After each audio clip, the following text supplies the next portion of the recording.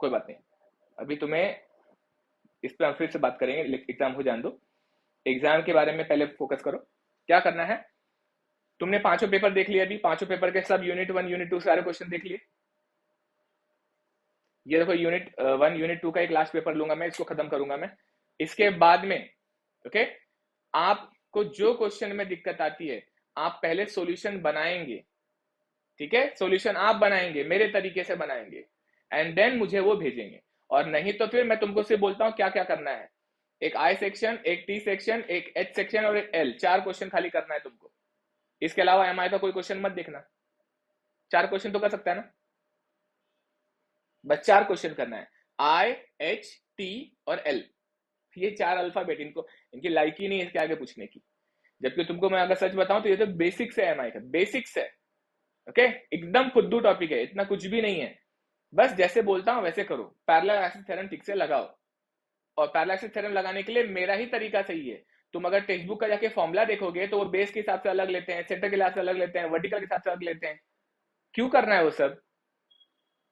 एक सेंट्रॉइड के अबाउट और एक नॉन सेंट्रॉइड के अबाउट, इतना ही फॉर्मूला आना चाहिए तुम्हें बस, ठीक है। तुम अगर मैं जानता हूं ना तुम्हारी बीमारी क्या है, जैसे डॉक्टरों के साथ में होता नहीं क्या, टीचर डॉक्टर के पास पेशेंट जाता है और फिर बताता है मुझे ये सिम्टम दिखाई दे रहा है, कहीं मुझे ये बीमारी तो नहीं है। अरे वो डॉक्टर पे छोड़ो ना, अभी डॉक्टर को मालूम है क्या करना है। आजकल सब डॉक्टर को सिखाना शुरू करते हैं, आप लोगों को स्पेशली पता रहेगा ये बातें।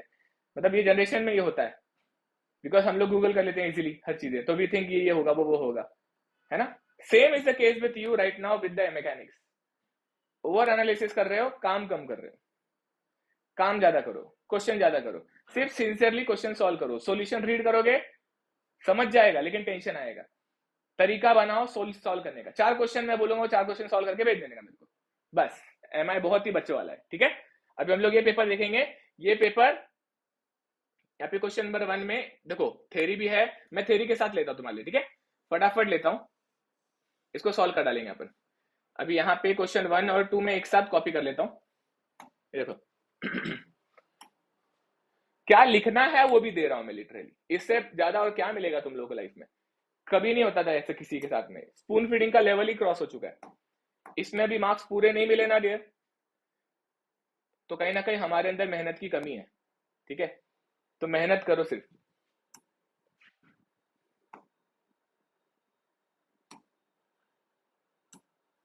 ओके, ठीक है।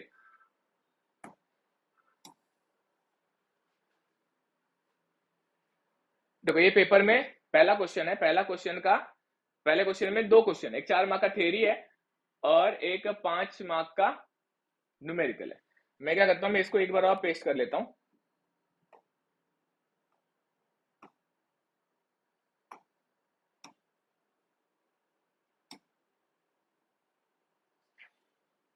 ठीक है, ओके। पहले थ्योरी क्वेश्चन देखो, state and explain law of parallelogram of forces, बहुत बार हो चुका है ना। लॉ ऑफ पैरेललोग्राम आना चाहिए आपको अभी। लॉ ऑफ पैरेललोग्राम अभी आपको अच्छे से आता ही है। इसमें आपको बताना है कि किस लिए ये यूज किया जाता है।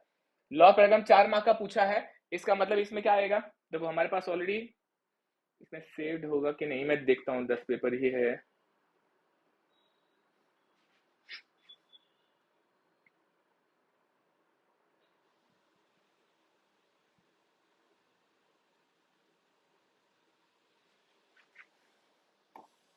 अगर इसमें होगा तो बता दूंगा। लॉ ऑफ पैराग्राम नहीं, ये दूसरे 2 पेपर है मेरे पास। ठीक है, लॉ ऑफ पैराग्राम में मैं समझाया तो क्या करना है फिलहाल।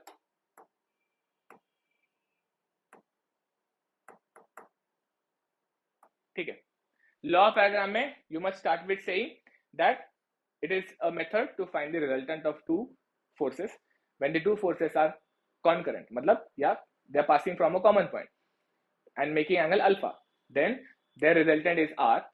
Let the two forces be making angle alpha and the resultant be making angle theta with one of the force, okay. and then हमको क्या करना है, ड्रॉ कर देना है वो फोर्सेस। जैसे कि अगर एक P फोर्स हो गया, क्या डियर, अवे मतलब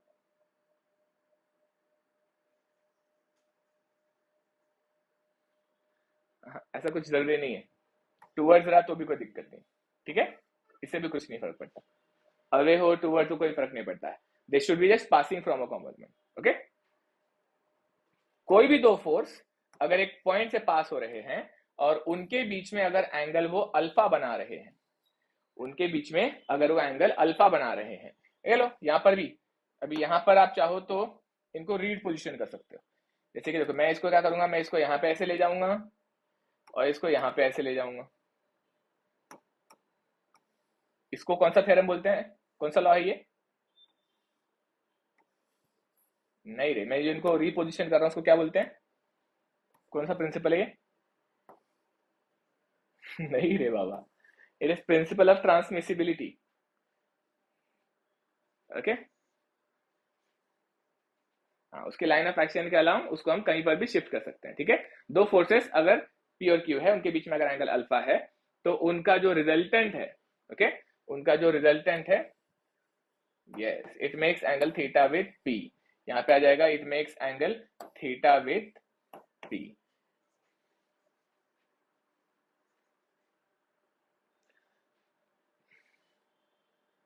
three forces away from the point, कहाँ लिखा है, कहाँ लिखा है, कौन सी किताब है, मेरे को खूब किताब का फोटो भेजना, ठीक है।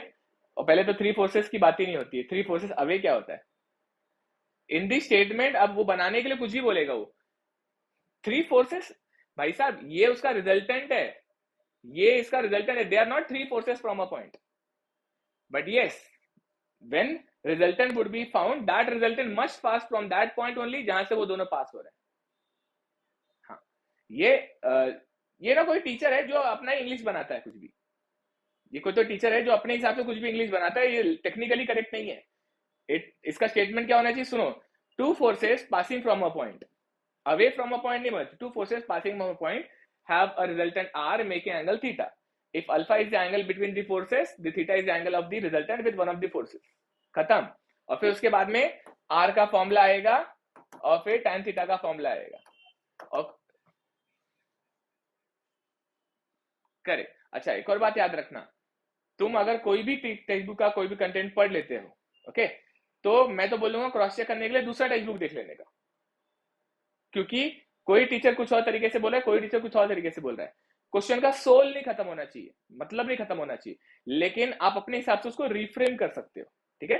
अब जो बोला मैंने वो रिफ्रेम करो, ये रिजल्टेंट निकालने के लिए होता है दो फोर्सेस का जो कि एक पॉइंट से पास होते हैं, बस इतना याद रखा तो भी काफी है, ठीक है। और आर का फॉर्मूला आप लोग जानते ही हो, that is equal to p square plus q square plus cos alpha, ठीक है।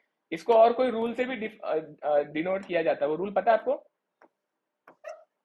नहीं, कोसाइन रूल, ओके, इसको कोसाइन रूल कहते हैं। साइन रूल किसे कहते हैं,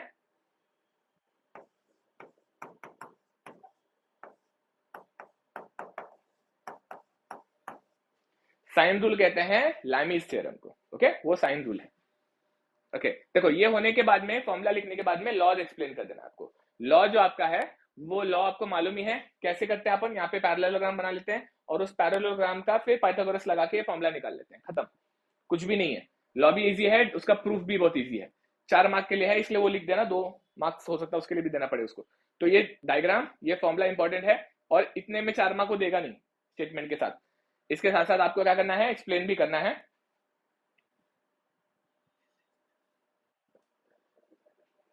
एक्सप्लेन मतलब डेरिवेशन, मेरे पैरेललोग्राम, और कैसे एक्सप्लेन करोगे, लास्ट फर्स्ट लेक्चर में कराया ना मैंने,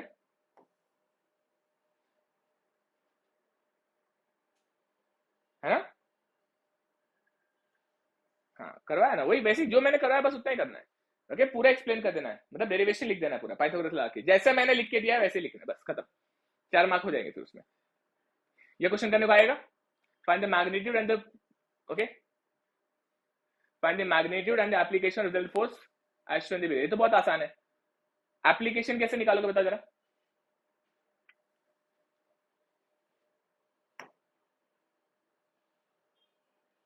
आएगा ना, बताओ क्या करोगे,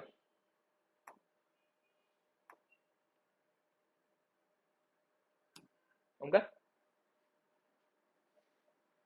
तुम्हें आएगा अगर तो मुझे बताओ क्या करोगे, मैं 1 मिनट में, तुम बताओ क्या करोगे।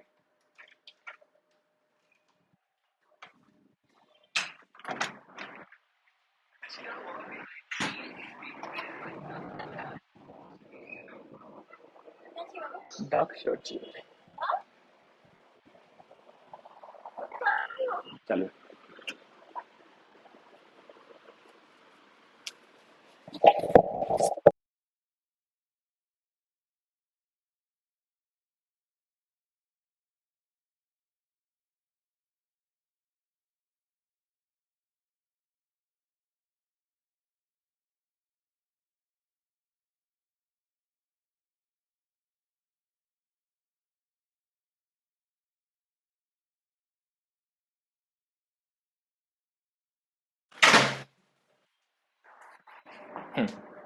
बताओ क्या करोगे।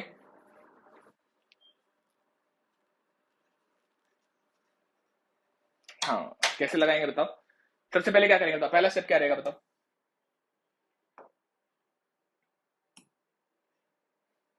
नहीं, पहले स्टेप में हम रिजल्टेंट निकालते हैं। रिजल्टेंट निकालेंगे, यहाँ पे चारों फोर्सेस पैरेलल है, तो समेशन एफ ऑफ वाई लगाएंगे अपन यहाँ पे। सिर्फ एक ही फोर्स आएगा समेशन एफ ऑफ वाई से, है ना, क्योंकि सारे के सारे फोर्सेस कैसे हैं, वर्टिकल हैं। तो समेशन एफ ऑफ एक्स लगाने की जरूरत है क्या। यहाँ पे r will be summation F of y only, क्योंकि एक्स डायरेक्शन में कोई फोर्स ही नहीं है, तो रिजल्टेंट सारे पैरेलल फोर्सेस हो जाएंगे इसके। तो ये क्या हो जाएगा, 100 माइनस 150 प्लस 200 माइनस 250। कुछ समझ में आया। तो यहाँ पे आ जाएगा -50 और -200 100 आ जाएगा -100 -100 न्यूटन। -100 का मतलब हो जाएगा 100 न्यूटन डाउनवर्ड। करेक्ट किया।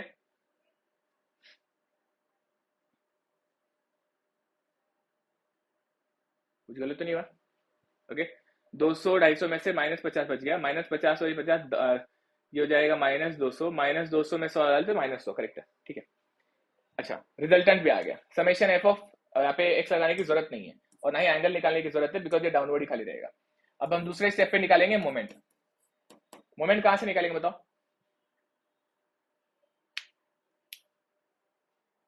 कोई भी पॉइंट, ए पॉइंट से निकाल लेंगे, ठीक है। ए पॉइंट से निकाल लो, तो समेशन ऑफ मोमेंट अबाउट ए निकाल लो। तो एक आ जाएगा 150 इंटू 2, एक आ जाएगा -200 इंटू 4, एक आ जाएगा +250 इंटू 6, इक्वल टू मोमेंट कितना का बताओ।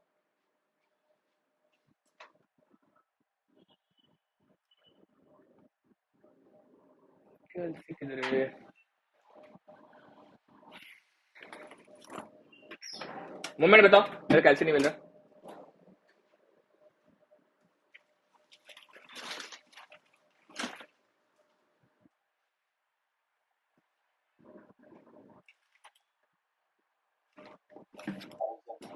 थाउजेंड आ रहा है, मिल गया मेरे भी। ओके, ये हो जाएगा 300, ये क्या डियर, हाँ क्लॉकवाइज पॉजिटिव ही रहता है मेरा। ओके, ये हो जाएगा 250 इंटू 6 -200 इंटू 4 प्लस 150 इंटू 2, ये हो गया 1000। वेरी गुड, 1000 पॉजिटिव आया, मतलब ये कैसा घूम रहा है, ये क्लॉकवाइज घूम रहा है, न्यूटन मीटर। ओके, अब मैं क्या करूंगा, अब मैं यहाँ पे इसका एप्लीकेशन लगा दूंगा, मतलब ये 100 को ना यहाँ पे चिपका दूंगा कहीं पे। तो थर्ड स्टेप पे इसको ड्रॉ किया जाता है। तो मैंने मान लो वो लाइन ड्रॉ किया, वो लाइन में ये पॉइंट ए है, इस ए पॉइंट पे वो 100 न्यूटन को कहीं भी चिपका दिया, उठा के चिपका दिया, लाइन ही एप्लीकेशन है, ठीक है। इस पे उठा के चिपका दिया, तो ये 100 न्यूटन का फोर्स मैंने यहाँ पे चिपका दिया। कितने डिस्टेंस पे, एक्स डिस्टेंस पे। अब खाली क्या करूंगा मैं, अगेन मोमेंट ले लूंगा इसका, ये रिजल्टेंट का, ये आर है, ठीक है। तो ये हो जाएगा moment about A of r, ये क्या आ जाएगा, ये आ जाएगा आर इंटू एक्स।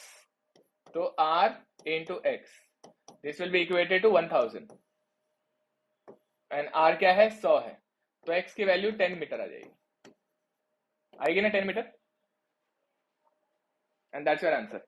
इतना ही क्वेश्चन था, इतना तो क्वेश्चन है 5 मार्क के लिए। मतलब यार कई बार लगता है कि ये लोग चाहते हैं कि आप पास हो जाओ, इसलिए ऐसे क्वेश्चन देते हैं, ठीक है। चाहते हैं कि आप पास हो जाए, इसलिए ऐसे क्वेश्चन भी दिए जाते हैं, एंड बहुत ही इजी क्वेश्चन था, ठीक है। ये क्वेश्चन फालतू था। नेक्स्ट क्वेश्चन पे आएंगे अभी अपन। नेक्स्ट क्वेश्चन में determine the magnitude direction of resultant with respect two point A. Concurrent forces है, इसका रिजल्टेंट निकालना है। आई थिंक ये बहुत क्विकली हो जाएगा, इस पर ज्यादा चर्चा करने की भी जरूरत नहीं है। 6 मार्क है, ठीक है, इस पे लाया मैंने। नेक्स्ट पेज पे जाते हैं।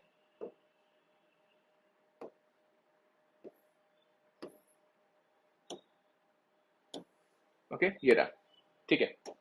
क्या है? Determine the magnitude direction resultant with respect two point A. कितने फोर्स है यहाँ पे? 100 100 300 300, 4 फोर्सेस है, ठीक है। सबसे पहले तो मैं रिजॉल्व कर दूंगा टेढ़े फोर्सेस को। तो ये फोर्सेस को मैं रिजॉल्व करूंगा, तो एक इसका कंपोनेंट नीचे आएगा, एक इसका कंपोनेंट लेफ्टवर्ड आएगा, एक इसका कंपोनेंट ऊपर आएगा और एक इसका कंपोनेंट लेफ्टवर्ड आएगा। 60 60 है, तो ये हो जाएगा 300 cos 60 और ये हो जाएगा यहाँ पे 300 का sin 60। ओके, ये हो जाएगा 300 sin 60। यहाँ पे ये अगेन ये हो जाएगा इसका cos कंपोनेंट और ये हो जाएगा इसका sin कंपोनेंट। खत्म, क्वेश्चन में कुछ बचा ही नहीं। 2 मिनट कर देता हूँ। Summation f of x this will be is equal to leftward leftward, 3 leftward है, लेफ्टवर्ड लेफ्टवर्ड लेफ्टवर्ड, तो ये हो जाएगा 100। हाँ, कहाँ पे?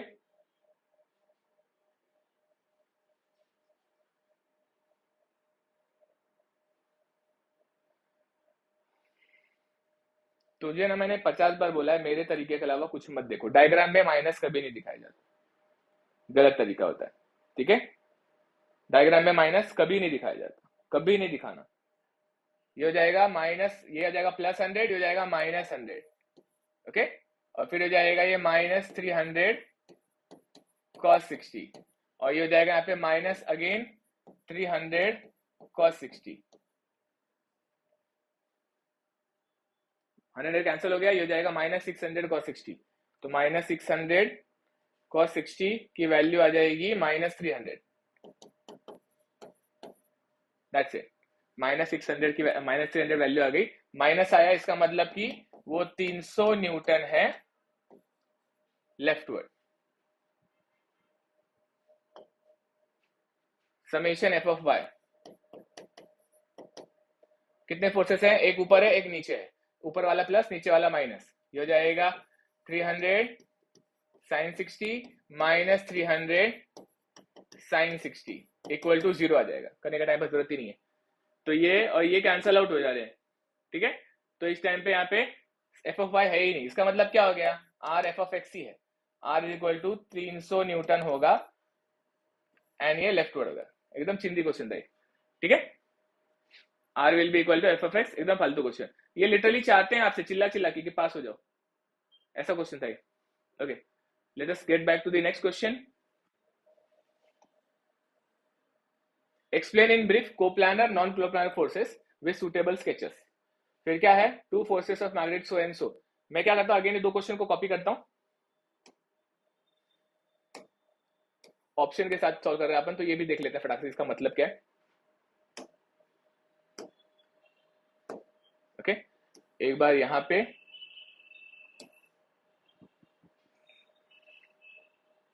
और एक और बार कॉपी करता हूं मैं, एक बार यहां पे, इधर दूसरा क्वेश्चन कर दूंगा।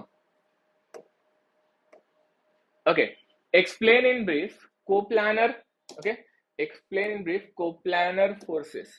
कुछ समझ में आता है ये क्वेश्चन अगर सामने आया तो क्या करोगे आप? सब सारे सारे तरह के फोर्सेस पता है, कोप्लानर नॉन कोप्लानर, आइडिया है? ये पेपर नहीं देखा क्या? ओके, मैं तरीके सारे टाइप्स बता देता हूँ। सारे टाइप्स ऑफ फोर्सेस समझ लो पहले। सबसे पहला जो होता है उसे बोलते हैं कोलिनियर। ओके, तो कहता है कोलिनियर। कोलिनियर का मतलब होता है जब कोई फोर्स लाइन के अलोंग होते हैं। जैसे कि देखो यहाँ पे इस लाइन के अलोंग और यहाँ पे ये 2 फोर्सेस कोलिनियर है। मतलब यहाँ पे अगर ये F1 है और ये F2 है, इसको कोलिनियर फोर्सेस बोलते हैं। एक्सप्लेन इन ब्रीफ बोला, तो एक्सप्लेन करने का मतलब पहले इसमें आप देख सकते हो ना, along a line, forces are along a line, इससे ज्यादा बोलने की जरूरत नहीं है।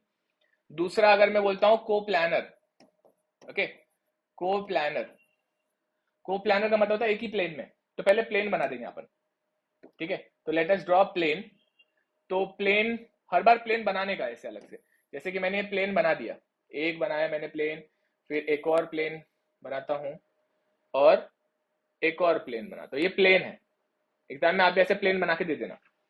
प्लेन में भी अब क्या होता है, प्लेन में अगर हम फोर्सेस की बात करते हैं तो देखो इसको बोलते हैं पैरेलल कोप्लानर फोर्सेस, फिर इसको बोलते हैं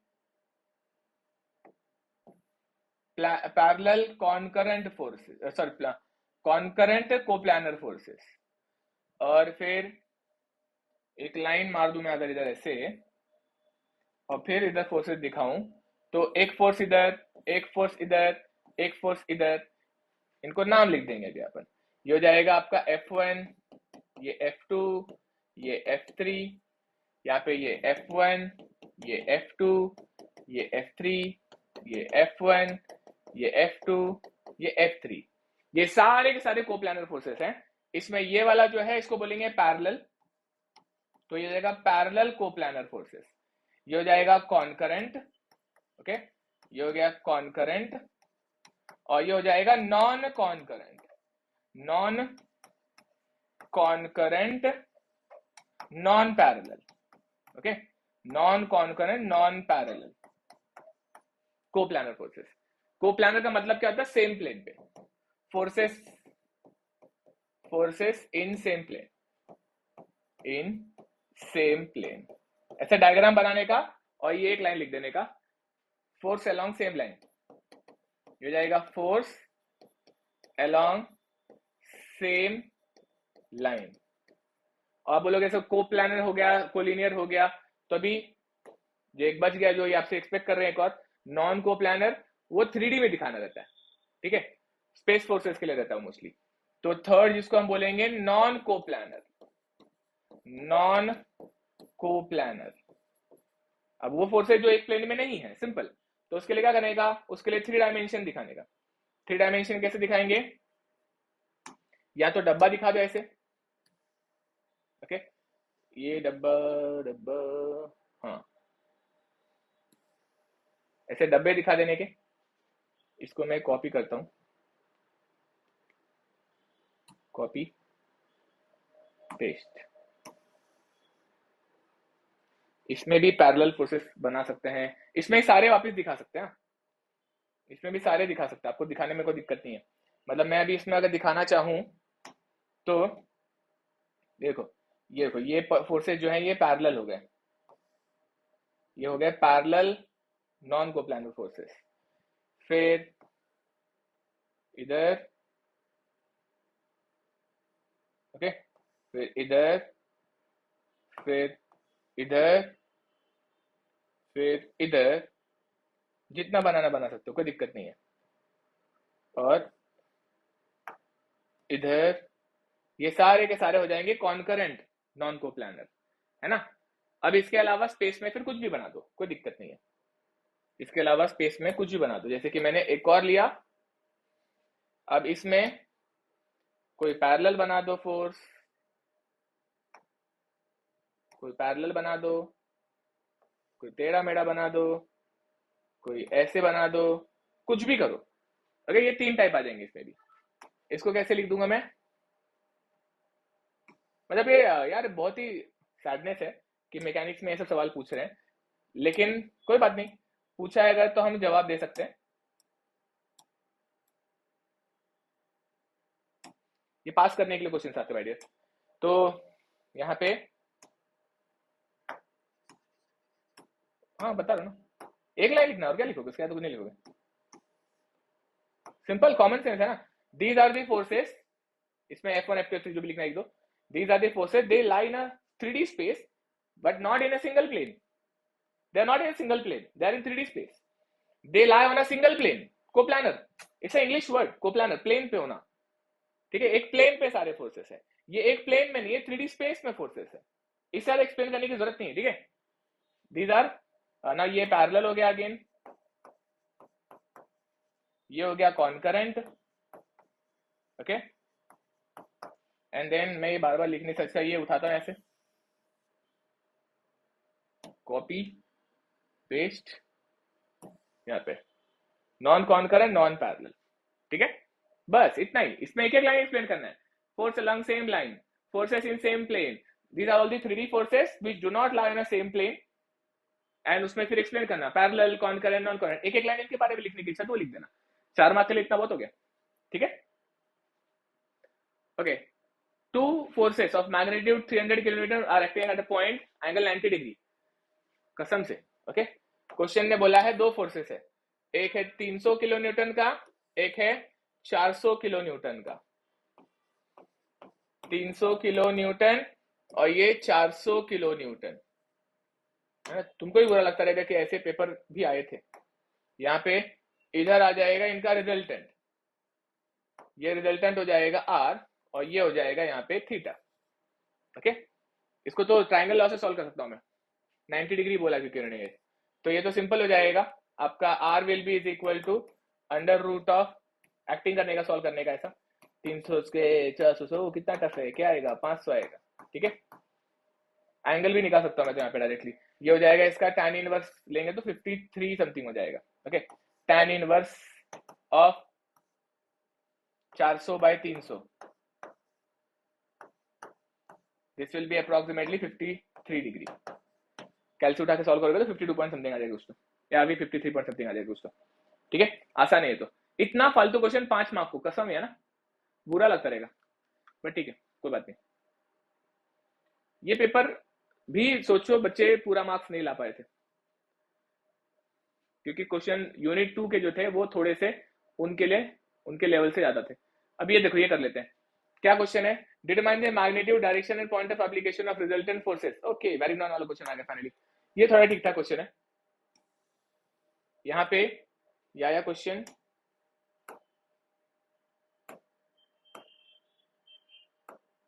okay,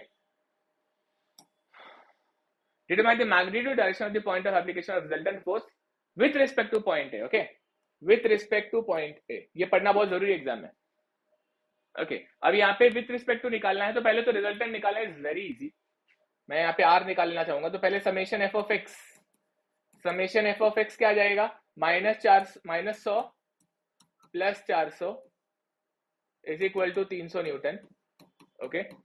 summation F of y क्या आएगा, एफ ऑफ वाई में 500, ये देख वही क्वेश्चन है, वही क्वेश्चन है, क्या फालतू है, ये हो जाएगा 500 minus 100 equal to 400 newton, literally वही फोर्स है, वही क्वेश्चन हो गया।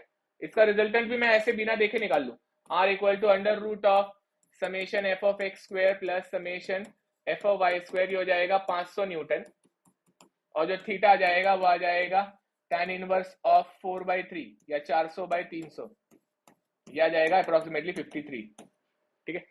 एग्जैक्ट बता दूं तो tan inverse of 4/3 is equal to 53.13, okay, ये हो गया। अब इसका एप्लीकेशन ए पॉइंट से चाहिए, वो थोड़ा अच्छा पार्ट है, ठीक है, ये पार्ट तो देखो बच्चों वाला था। तभी क्या करेंगे, सेकंड स्टेप पे पहले मोमेंट निकाल लेते सारे फोर्सेस का, सारे फोर्सेस का मोमेंट लेंगे तो इसका मोमेंट नहीं आएगा, क्योंकि हम ए पॉइंट से मोमेंट लेंगे, समेशन ऑफ मोमेंट अबाउट ए लेता हूं, ए से मोमेंट लेंगे, इसका नहीं आएगा, इसका नहीं आएगा, तो एक मोमेंट आएगा 100 इंटू 300 क्लॉकवाइज, और एक आएगा प्लस 100 इंटू 400 क्लॉकवाइज, ये कितना हो गया 40,000 और 30,000 70,000 बराबर लिखा ना, 4040 बराबर 70,000 न्यूटन मीटर क्लॉकवाइज, ओके। अब मैं क्या करूंगा, इसको चिपका दूंगा, कहां चिपकाऊंगा, इस रिजल्टेंट को इस पे चिपका देना है। ये रिजल्टेंट कैसा दिखेगा, इसका रिजल्टेंट कैसा दिखेगा, रिजल्टेंट इसका कैसा दिखेगा, जैसा पिछला क्वेश्चन है वैसे दिखेगा, मतलब क्योंकि अगर तुम देखोगे तो summation F of x positive है, summation F of y positive है, तो आर यहाँ पे रहेगा और ये रहेगा इसका थीटा, बराबर लिखा है, summation F of x summation F of y, बराबर पॉजिटिव है, तो ये आपका समेशन एफ ऑफ एक्स और ये समेशन एफ ऑफ वाई, इसको उठा के कॉपी पेस्ट करने का अपने को, इसको करेंगे अपन कॉपी और फिर करेंगे पेस्ट, इसका कलर चेंज कर देता हूं ब्लैक, ओके, और इसको मैं उठा के यहाँ पे चिपका देता हूं,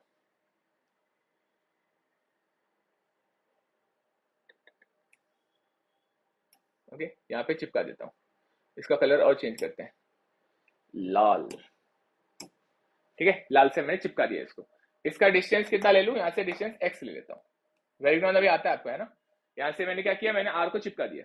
अब मैं इसका मोमेंट ले लूंगा, अब मैं इसका मोमेंट ले लूंगा। ये क्या था, स्टेप 3 था, ठीक है, ये स्टेप 3 था।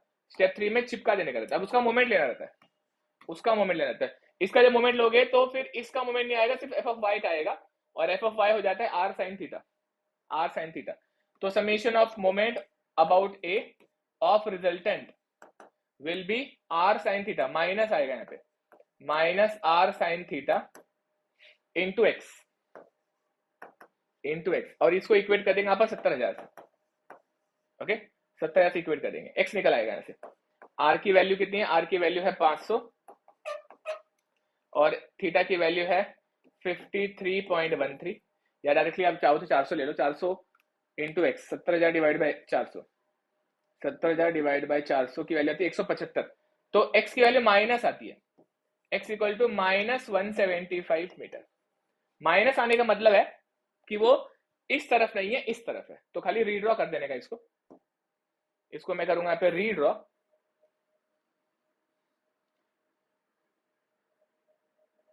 ओके, इस डायग्राम को रीड्रॉ किया और इधर एक लाइन मैंने ऐसे खींची यहाँ पे, और लाइन खींचने के बाद में ये आर को मैं यहाँ पे ऐसे रीड्रॉ करूंगा, ये हो गया आपका आर, और ये रहेगा पॉइंट ऑफ एप्लीकेशन, ये है वो आपका पॉइंट ए, और ये हो जाएगा वो आपका x distance, and that's your final solution. समझ में आया क्या? पहले इधर कॉपी पेस्ट किया था ना एक्स की वैल्यू, लेकिन वो नेगेटिव आया इसलिए मैंने इसको इस तरफ बना दिया। पॉजिटिव ही रहता तो ऐसे ही छोड़ता, वो फाइनल सॉल्यूशन होता। नेगेटिव आने की वजह से लेफ्ट साइड में लगा दिया। समझ में आया है?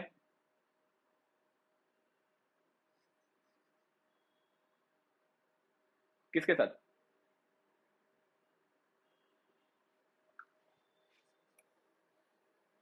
एफ ऑफ वाई तो लिया है, एफ ऑफ वाई तो है, ये एफ ऑफ वाई है माय डियर। ठीक है, सोचो ना खुद ही, आर का sine theta, f of y कितना है, 400 है, 500 साइन थीटा कितना होता है, 500 साइन 53.13,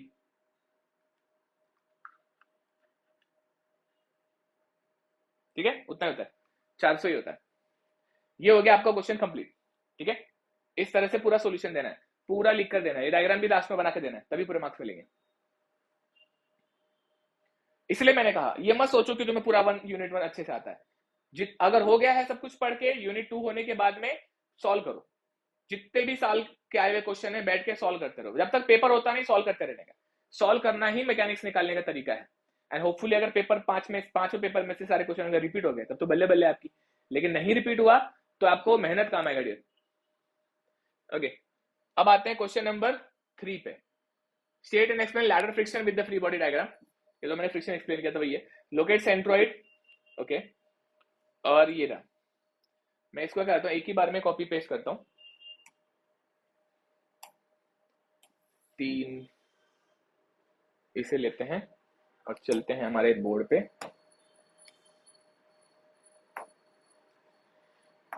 पेस्ट,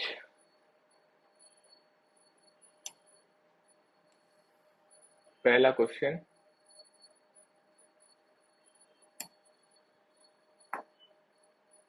पेस्ट, दूसरा क्वेश्चन,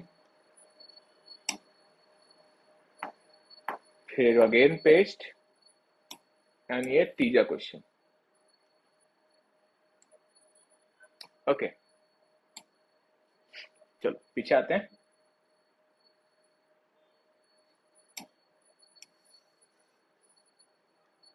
क्या बोलता है क्वेश्चन, देखो। State and explain ladder friction with free body diagram. Very easy है। क्या करने का, एक ऐसा एंगल बनाने का, ठीक है, ये ऐसा एंगल बनाने का, और दिखा देने का ऐसा लैडर, एक लैडर दिखा देने का ऐसा, ये रहा लैडर, ये हो गया लैडर। लैडर का ये पॉइंट हो जाएगा पॉइंट ए, ये पॉइंट हो जाएगा पॉइंट बी। ये क्या है, ये फ्लोर है, ओके, या सरफेस है, और ये क्या है आपका वॉल है, वॉल है। लेट अस से यहाँ पर जो कोएफिशिएंट ऑफ फ्रिक्शन रहेगा 1 रहेगा, यहाँ पे जो कोएफिशिएंट फ्रिक्शन रहेगा वो 2 रहेगा। ठीक है, in ladder friction there are two types of motion, दो तरह के मोशन होते हैं। अब इसमें दो तरह के मोशन क्या होते हैं, एक तरह का मोशन होता है जब आप यहां से फोर्स लगा के इसको आगे की तरफ धक्का देते हो, when you applying some force from here, और दूसरे वाले में, ओके, दूसरे वाले में इसको मैंने कॉपी किया, मैं जो तुम्हें बता रहा है कंप्लीट इंफॉर्मेशन है, ठीक है, इसके अलावा कोई इंफॉर्मेशन की जरूरत नहीं है। इस केस में मैं बोलूंगा P is applied to move, to push B towards wall, okay. यहां पे दूसरे में बोल दूंगा मैं P is applied to stop ladder from slipping,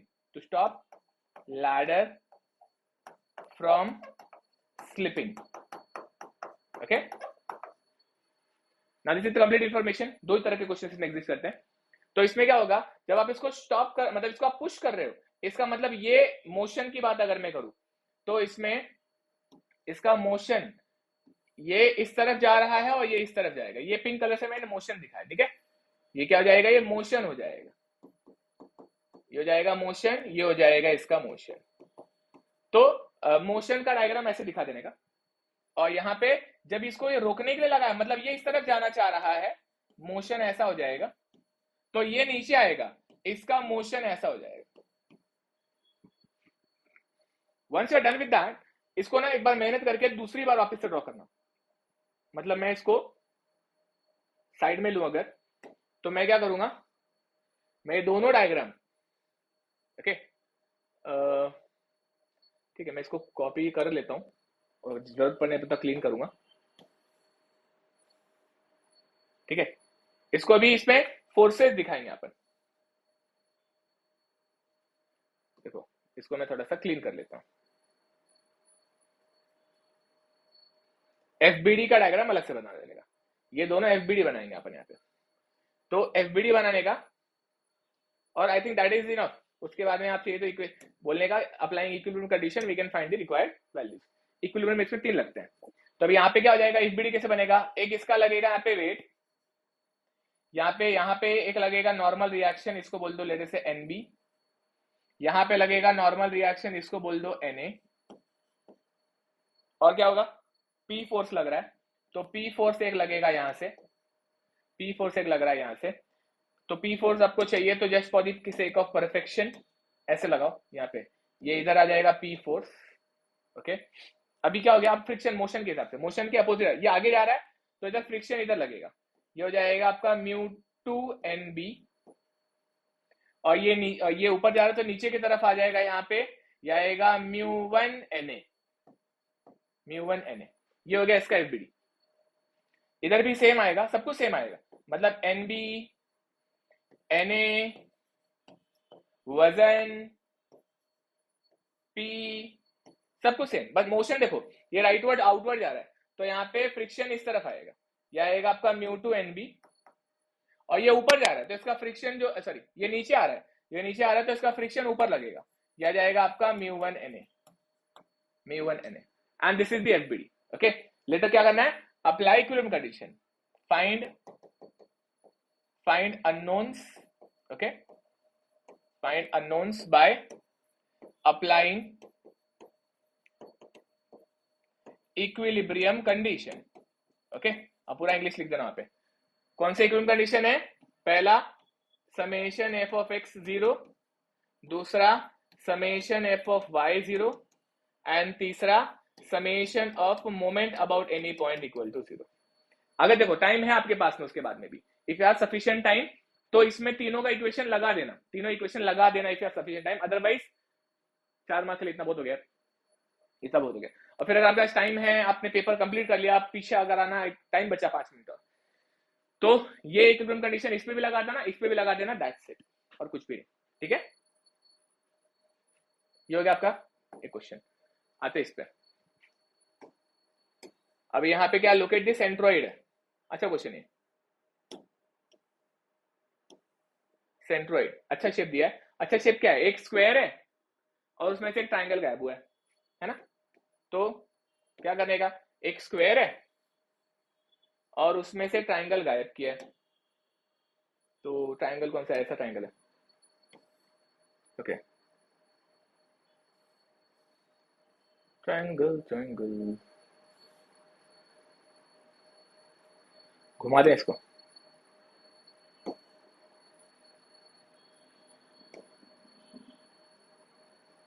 okay, yes आ जाएगा।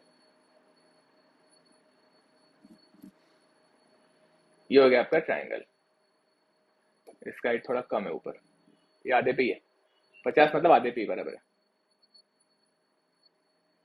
ठीक है, ये हो गया आपका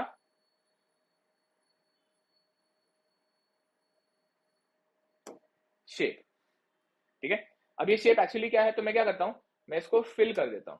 ये शेप का एफबीडी बनाना, तो मैं इसको कलर कर देता हूं।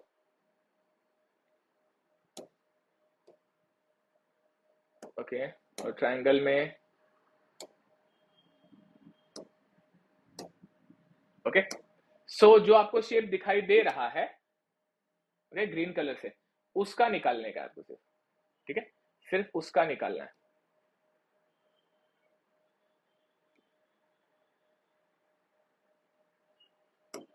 ठीक है, कोई तो देश का झंडा ऐसा लग रहा है।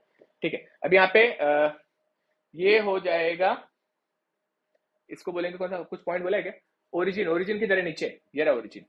ठीक है, क्या करो, सीजी मार्क करो। स्क्वायर का सीजी यहाँ पे बीचों बीच आएगा, ट्राइंगल का सीजी यहाँ पे आएगा।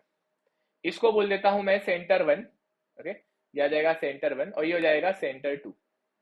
सेंटर 1 सेंटर 2, ये डिस्टेंस दोनों का सेम रहेगा। इसको बोल देंगे अपन x1 is equal to x2। ये कितना रहेगा, इसकी वैल्यू आ जाएगी 50। ठीक है, और 150 की लिखा, ये आ जाएगी 50। और ये डिस्टेंस जो रहेगा आपका, ये डिस्टेंस जो रहेगा ये रहेगा y2। ठीक है, और ये डिस्टेंस जो रहेगा ये रहेगा आपका y1, ये रहेगा y1। ठीक है, y2 बोले तो ये वाला हो जाएगा, y1 बोले तो ये वाला हो जाएगा, और ये हो जाएगा आपका x1 x2। चलो, पहला x1 कितना है, x1 मतलब स्क्वायर का x डिस्टेंस 50। y1 कितना है, y1 भी 50 है ना, यहां से ये डिस्टेंस भी 50। a1 कितना है, a1 will be is equal to 100 into 100, 100 into 100। Okay, दूसरे का x2 कितना है, x2 की वैल्यू भी 50। y2 कितना है, y2 आसान है, देखो यहां से 1/3 आएगा, ये कितना है 50 है ना, 50 का 1/3 आएगा ये, तो 50 का 1/3 मतलब बोले तो 50/3, 50/3 50/3 आ गया, और टोटल 100 है। 100 में से 50/3 गया तो 100 माइनस 50/3 इज 83.33, ये हो जाएगा 83.333। ठीक है, क्या किया मैंने यहाँ पे, 100 में से इतना गायब किया। ये डिस्टेंस आपको पता होना चाहिए कितना है, ये आ जाएगा 50/3, ये आएगा 50/3, सिंपल 50/3। तो y2 भी आ गया, a2 क्या हो जाएगा, half into base into height, ये हो जाएगा हाफ इंटू बेस आएगा 100 और हाइट आएगा 50। हो गया खत्म। अभी x बार y बार निकाल लेंगे। x बार यह आएगा a1 x1 minus a2 x2, minus क्योंकि एरिया कट रहा है उसमें से, अपॉन a1 माइनस a2। दूसरा y बार ये हो जाएगा a1 y1 minus a2 y2 upon a1 minus a2। एक छोटी सी बात याद रखना, आपके टीचर के पास में मार्क्स काटने के कुछ फालतू कारण होते हैं, इसके लिए वो लोग ना आपके मार्क्स काट देंगे अगर आप जैसे मैंने लिखा है वैसे लिख दोगे तो। सब्सटीट्यूट करना, वैल्यू ना सब्सटीट्यूट करना, डायरेक्ट फॉर्मूला और आंसर मत लिखना ऐसे हम लोग करते हैं, सब्सटीट्यूट करना, सब्सटीट्यूट करना, ये घाई घाई में हो जाता है एग्जाम में। ओके, a1 है 10,000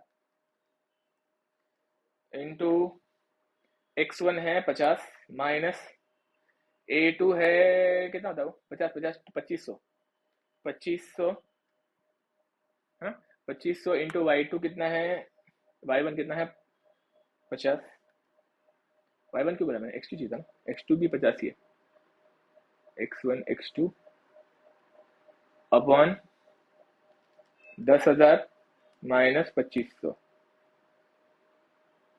करेक्ट है। 50 आता है।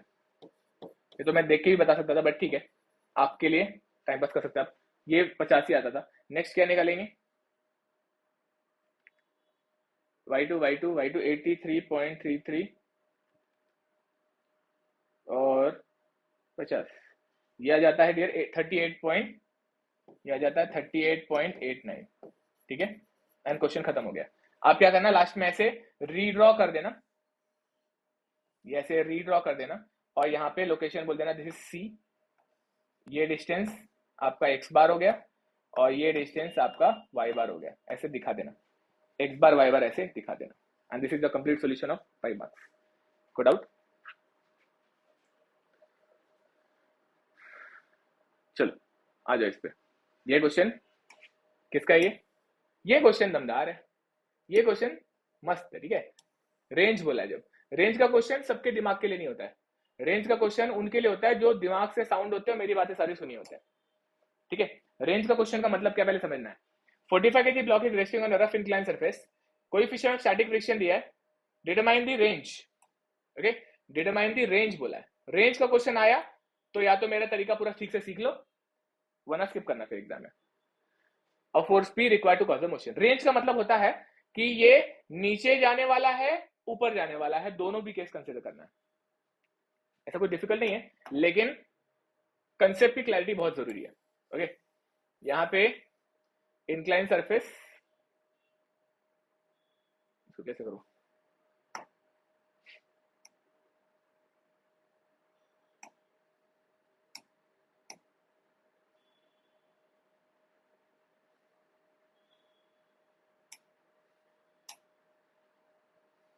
डिलीट। ओके, ये आ गया आपका ट्रायंगल। ये ट्रायंगल के ऊपर ब्लॉक रखना है मुझे, ये है ब्लॉक। ओके, ये रहा ब्लॉक। इसको मैं कॉपी करता हूं, दो केसेस बनाता हूं। ठीक है, दो केसेस। अभी दो केसेस क्या है समझना ध्यान से। पहले केस में, ओके, पहले केस में ये नीचे जा रहा है। ठीक है, पहले केस में ये नीचे जा रहा है, तो यहाँ पे फोर्स P है, और ये फिर भी नीचे जाना चाह रहा है। इसका मतलब क्या हो रहा है पता है? तुमने फोर्स P इतना लगाया है कि आप इसको बस नीचे जाने से रोक रहे हो, मतलब कम से कम P लगाया, तो उसको P मिनिमम बोलते हैं। तो जब आप P मिनिमम लगाओगे डियर, तो P मिनिमम का मतलब हो जाएगा आप सिर्फ इसको नीचे सरकने से रोक रहे हो, जैसे ही छोड़ोगे नीचे चला जाएगा P मिनिमम। तो ऐसे केस में ये इस तरफ जाना चाहेगा, तो यहाँ पे जो फ्रिक्शन आएगा वो फ्रिक्शन ऊपर की तरफ आएगा। ओके, तो इसमें मोशन ऐसा रहेगा, इसमें जो मोशन आएगा वो नीचे आ जाएगा। ओके, ये मोशन हो जाएगा। यहाँ पे ये आ गया आपका 30 डिग्री एंगल, और ऊपर की तरफ इसका आ जाएगा ये म्यू आर एन, ये आ जाएगा आपका म्यू आर एन। ओके, ये हो जाएगा आपका म्यू आर एन। और इस केस में, इस केस में इसका वजन मैं नीचे दिखा देता हूं, वजन डायरेक्ट नीचे दिखाता हूं, देखो यार, ये हो जाएगा इसका वजन। वजन कितना है? 45 इंटू 9.81। ओके, वेट लगा दिया मैंने यहाँ पे। और कुछ आएगा क्या? नॉर्मल रिएक्शन आएगा, ऐसा आएगा नॉर्मल रिएक्शन आर एन। ठीक है, एवरीडे में सब कुछ दिखा दिया मैंने। क्या क्या आता है? एक आता है वजन, एक आता है नॉर्मल रिएक्शन, एक आता है एक्सटर्नल फोर्स, और एक आता है फ्रिक्शन फोर्स। चारों चीज दिखा दिया मैंने। ठीक है, चार ही चीज आते हैं। अगर मैं मैक्स की बात करता हूं, तो अगर मैं पी मैक्स लगा रहा हूं, अगर मैं पी मैक्स लगा रहा हूं, इसका मतलब मैं इसको ऑलमोस्ट ऊपर खींचने वाला हूं, तो ये मोशन ऊपर की तरफ करेगा, मोशन ऊपर की तरफ करना चाहेगा, करेगा नहीं, करना चाहेगा। ओके, तो लेकिन स्टैटिक कंडीशन में, ठीक है, क्वेश्चन स्टैटिक कंडीशन में, क्योंकि यहाँ पे रेस्टिंग है ना ये, तो स्टैटिक कंडीशन में ही रहेगा। लेकिन ज्यादा से ज्यादा मैं उतना ही लगाऊंगा कि ये ऊपर आना चाहेगा लेकिन आएगा नहीं। तो स्टैटिक कंडीशन में ये ऊपर आना चाहेगा, तो जो फ्रिक्शन लगेगा वो इस तरफ लगेगा, ये इस तरफ लगेगा आपका म्यू आर एन। ओके, यहाँ पे बाकी के प्रोसेस दिखा देता हूं। ये आ जाएगा आपका नॉर्मल रिएक्शन, यहाँ पे इसका वजन आ जाएगा नीचे की तरफ, ये आ जाएगा इसका weight equal to how much? 45 into 9.81। तो क्वेश्चन में कुछ अलग नहीं है, क्वेश्चन इज ऑलमोस्ट सेम, बस म्यू आर एन अपोजिट है। पी मिनिमम में म्यू आर एन उधर, पी मैक्सिमम में म्यू आर एन इधर। आपको मिनिमम मैक्सिमम नहीं समझा ना, तो कैलकुलेट कर लेने का ऐसे दोनों केसेस लेकर, क्वेश्चन ऐसे दोनों केसेस लेकर सॉल्व कर लेने का। जिसमें पी कम आ गया वो पी मिनिमम, जिसमें पी ज्यादा आ गया वो पी मैक्सिमम, खत्म। सेम क्वेश्चन आज क्या करना है, एक बार म्यू आर एन नीचे लेना है, एक बार म्यू आर एन ऊपर लेना, सॉल्व कर देना है, खत्म, कुछ करना ही नहीं है। ओके, अभी इसको मैं सॉल्व कर देता हूं, इसको सॉल्व करेंगे, ठीक है। वैल्यूज म्यू की क्या है, म्यू की वैल्यू 0.2 है, बाकी और किसी चीज की जरूरत नहीं मुझे, ठीक है। तो अभी यहाँ पे इक्विलिब्रियम कंडीशन लगाते हैं, समेशन एफ ऑफ एक्स। अगर मैं समेशन एफ ऑफ एक्स लगाता हूं तो देखो, इंक्लाइन सरफेस में एक्स एक्सिस इसको लेने का और वाई एक्सिस इसको लेने का, मतलब अपना एक एक्सिस बना देने का, इमेजिनरी एक्सिस ड्रॉ करना रहता है। तो इसे बोल देने का इमेजिनरी एक्स एक्सिस, थोड़ा ज्यादा मोटा हो गया बाबा, देखो ये हो गया आपका, ये हो गया आपका एक्स एक्सिस और ये हो गया आपका वाई एक्सिस। ओके, तो एंगल आपको हमेशा देख लेना, ये अगर 30 है ना, ये भी 30 निकलता है हमेशा, ये भी आपका 30 एंगल ही आएगा, ये एंगल भी 30 आएगा, ठीक है, ये भी 30 आएगा। अगर ये एंगल 30 है तो ये भी 30 आएगा। कैसे क्रॉस चेक करेंगे, अगर ये 30, ये राइट एंगल ट्राइंगल में ये 90, ये एंगल हो जाएगा 90 माइनस 30 मतलब 60, अगर ये 60 तो ये 60, और ये 90 डिग्री में अगर ये 60 तो ये 30। रट्टा क्या मानेगा, वजन y के साथ में 30 बनाएगा, वजन y के साथ में 30 बनाएगा, जो एंगल बनाएगा वो साइन। तो ये हो जाएगा 45 इंटू 9.81 साइन 30, और ये हो जाएगा 45 इंटू 9.81 कॉस 30। वजन के दो कंपोनेंट, एक इधर और एक इधर, सो इजी, ठीक है। अब यहाँ पे समेशन एफ ऑफ एक्स अगर मैं लेता हूं तो एक आ जाएगा पी मिनिमम अपवर्ड पॉजिटिव, साथ में आ जाएगा plus mu r n upward, एक आ जाएगा माइनस आ जाएगा 45, इसको उठाते हैं,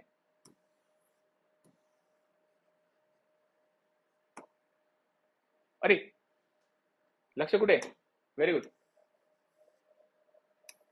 मैं खो गया था, सॉरी डे।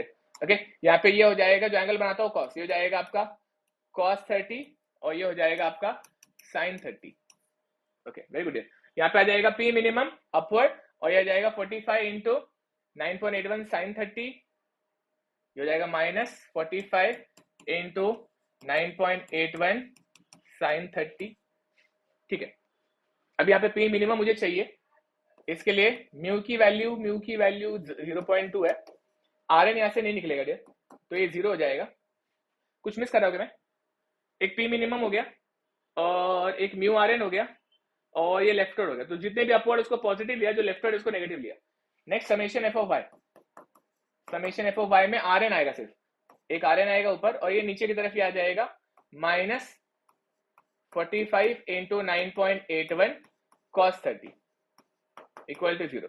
तो यहाँ पे आर एन की वैल्यू हो जाएगी 45 इंटू 9.81 इंटू कॉस 30,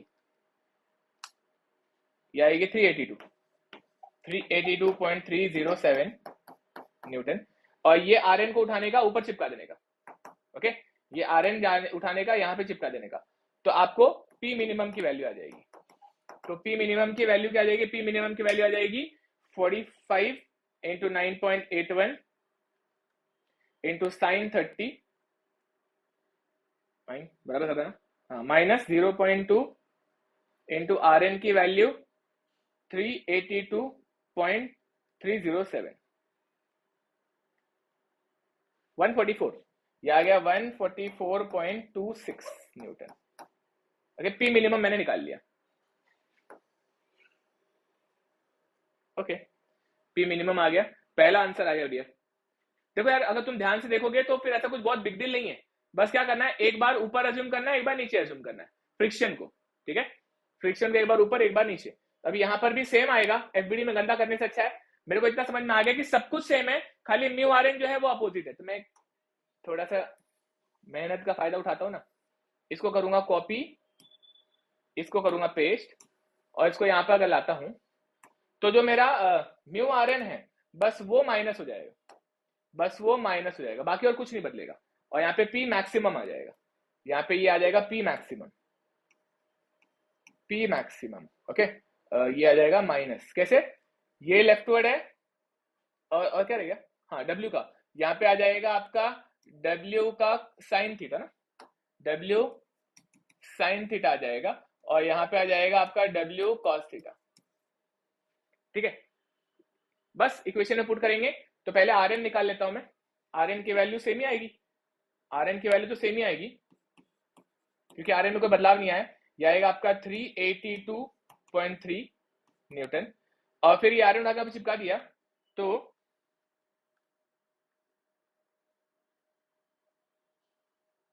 फिर से पुट करना पड़ेगा, P max will be is equal to, add हो जाएगा ना, 45 into 9.81 into sine 30 plus 0.2 into 382.3, ये आ गया डियर 297। तो यहाँ पे मेरा पी मैक्स जो आ गया दैट इज 297.185 न्यूटन, खत्म, दोनों आ गया। तो रेंज क्या हो जाएगा पी का, 144.26 is less than equal to P is less than equal to 297.185 newton. मतलब इन दोनों फोर्स के बीच का फोर्स अगर लगा के रखोगे तो वो वहां पे स्टैटिक रहेगा। अगर पी की वैल्यू इससे कम हो जाएगी तो वो नीचे सरक जाएगा, और पी की वैल्यू इससे ज्यादा हो जाएगी तो वो ऊपर चला जाएगा। ओके, ये हो गया रेंज का क्वेश्चन। कोई डाउट है तो पूछो।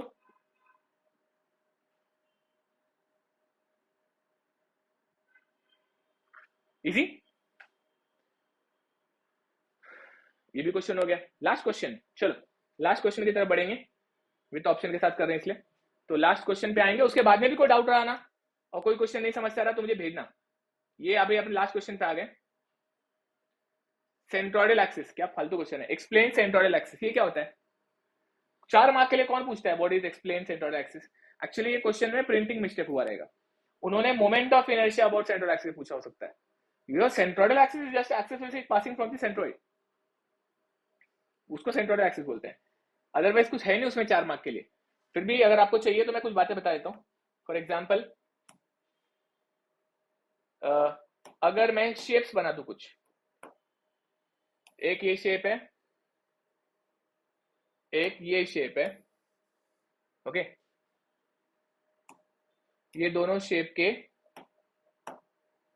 लाइनों को अगर मैंने मारा तो देखो ये लाइन, ये लाइन, ये लाइन, ये लाइन, ओके, ये हो जाएगा आपका आई एक्स एक्स, ये हो जाएगा पे आई एक्स एक्स नहीं लिखना चाहिए, गलत बात, ये हो जाएगा आपका एक्स एक्स, ये हो जाएगा वाई वाई, ये हो जाएगा एक्स एक्स, ये हो जाएगा Y Y, okay.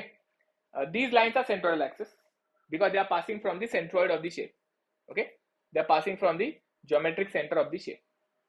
How many centroids are possible? Infinite centroids are possible, centroidal axis are possible। क्यों? ऐसा भी मारा तो भी centroidal ही होगा, ऐसा भी मारा तो भी centroidal ही होगा, तो infinite centroidal axis can be drawn, okay, infinite centroidal axis can be drawn, तो उसका कोई अंत नहीं है। Infinite centroidal axis is possible for any shape, one thing। And बाद में फिर क्या कर सकते हैं आप बोल सकते हो moment of inertia is called as second moment. मेरा थ्योरी अगर तुमने पढ़ा रहेगा पूरा, second moment, and second moment is nothing but moment, okay, if you remember moment होता है area into length, second moment is moment into length, and moment हो जाएगा एरिया इंटू लेंथ का स्क्वायर। ये आपका मोमेंट ऑफ इनर्शिया था। तो आप बोल सकते हो moment of inertia about centroidal axis of about geometry, जैसे कि moment of inertia x x of rectangle, okay, ये हो जाता है bh³/12, वेयर एज यही moment of inertia, okay, ix of circle, ये हो जाता है π/64 d⁴। टाइम है तो और फेंको, ट्राइंगल का भी फेंक दो। फिर मैंने आपको चार्ट बना के दिया रहेगा लेक्चर में, देखना चार्ट रहेगा वाई वाई के अबाउट, एक्स एक्स के अबाउट, वाई वाई के अबाउट, एक्स एक्स के अबाउट। कितने शेप का दे दो, बेसिक ज्योमेट्री का सबका दे दो, रेक्टेंगल का दे दो, सर्कल का दे दो, देन ट्राइंगल का दे दो, देन सेमी सर्कल का दे दो, और क्वार्टर सर्कल का, ये 4-5 शेप का दे देना, 5 शेप का दे सकते हो बस। लेकिन आई थिंक 4 मार्क के लिए इतना ज्यादा लिखने की जरूरत नहीं है, बस आपको यही बताना रहेगा। लेकिन यार सेंट्रोइडल एक्सिस खाली पूछा है 4 मार्क के लिए, उसमें और कुछ बचा नहीं है। ये लाइनें सेंट्रोइडल एक्सिस है जो सेंट्रोइड से पास हो रही है। Infinite centroidal axis is possible for any geometry. उतना फेंकने के बाद में मुझे ऐसा लगता है वो टाइपिंग मिस्टेक है, they are asking about moment of inertia about centroidal axis. So वो लाइन आप चिपका सकते हो। आप मेरा पैरेलल एक्सिस थ्योरम वाला लेक्चर अगर पढ़े हो देखे हो तो उसमें मैंने बताया है about IO and IG, where moment of inertia about centroidal axis and moment of inertia about non centroidal axis मैंने सिखाया है। तो अगर ये हो जाता है इतना इतना लिखने के बाद में अगर वो क्वेश्चन पूछा है आपको तो आप बता दो आईओ क्या है, आप बता दो आईजी क्या है। IG is the moment of inertia about centroidal axis, IO is the moment of inertia about non centroidal axis. समझा? फिर इसमें पैरेलल एक्सिस थ्योरम आ जाता है, ये आता है आईजी प्लस ए स्क्वायर, और ये आपका ये इसका बेसिक फॉर्मूला है integration of DA into Y square, if you remember this, theory पढ़ा रहेगा तो। ओके, आई थिंक बहुत ही वाहियात क्वेश्चन है, ऐसे कॉन्ट्राडिक्टरी क्वेश्चन से बचना चाहिए, ठीक है? पता नहीं वो क्या पूछना चाह रहे, क्योंकि मैंने सेंट्रोइडल एक्सिस तो समझा दिया है। अब टीचर अगर मेहरबान हो, प्रिंटिंग मिस्टेक अगर है वो एक्सेप्ट करते हैं, तो वो कुछ भी लिखोगे तो मार्क्स देंगे आपको, कुछ भी लिखोगे तो मार्क्स देंगे, लेकिन रिस्क हो जाता है ना उसमें, वो अभी चेक करते हुए क्या करेंगे उस पर डिपेंड करता है। बट मैंने जितना हो सकता है इसके बारे में सब बता दिया, इससे अलावा कुछ पॉसिबिलिटी है नहीं इसमें। Parallel axis theorem, perpendicular axis theorem पढ़ लेना, ठीक है? वो क्वेश्चन थ्योरी में अगर आएंगे तो आपको फेंकना आना चाहिए। अभी आते हैं नेक्स्ट क्वेश्चन पे। मैंने टी का करा दिया मोमेंट ऑफ इनर्शिया, टी का मोमेंट ऑफ इनर्शिया करा दिया, फिर भी चलो आज कराता हूँ, अभी वापस मान लिया। Determine the moment of inertia of the T section. Okay, दो ही क्वेश्चन बचे हैं तो क्यों छोड़ू। Moment of inertia about centroidal axis, ठीक है, दोनों भी उठा लेता हूं, दो ही क्वेश्चन बचे आज के लिए।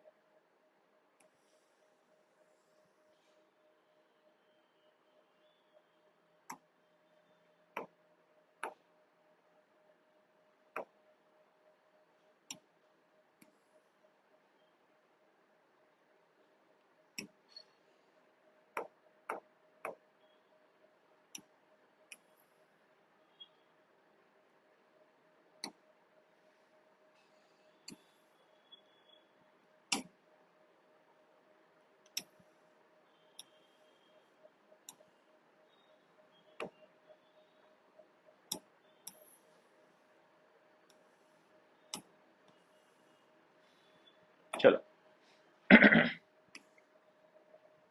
देखो, moment of inertia of T section about Y Y बोला है। अरे यार लॉटरी है, तो वाई वाई बोला, मैंने एक्सेस कराया था वहां पे, वाई वाई पूछा है।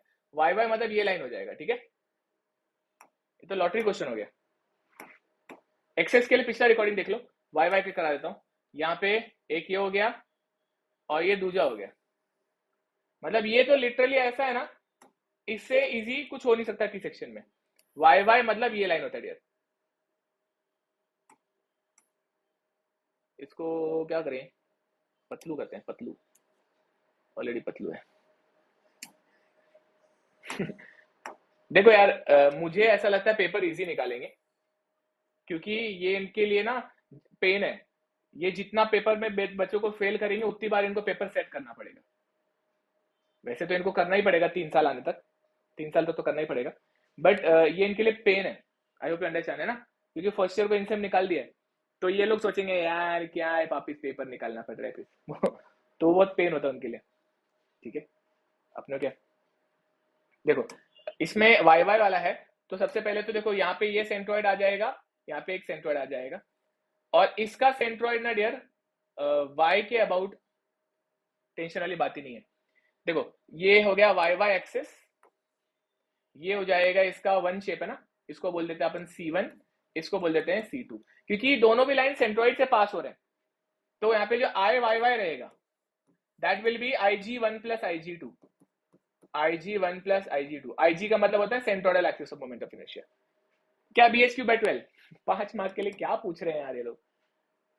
ओके, इसका BH3/12 क्या, जिसका कटता उसका क्यूब, ये किसको काट रहा है इस टाइम पे, ये 10 को काट रहा है, तो ये हो जाएगा 250 इंटू 10 का क्यूब बाय 12। ऊपर वाला क्या हो जाएगा, किसका कट रहा है वहां पे, 260 का कट रहा है, तो वहां पे 10 इंटू 260 का क्यूब बाय 12। शिट बे, क्वेश्चन शुरू और खत्म हो गया ना। ये हो गया 250 इंटू 10⁻³ डिवाइड बाय 12।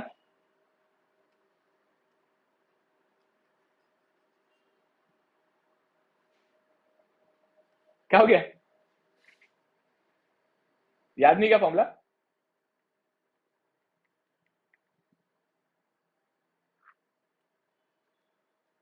BH³/12 होता है ना डियर?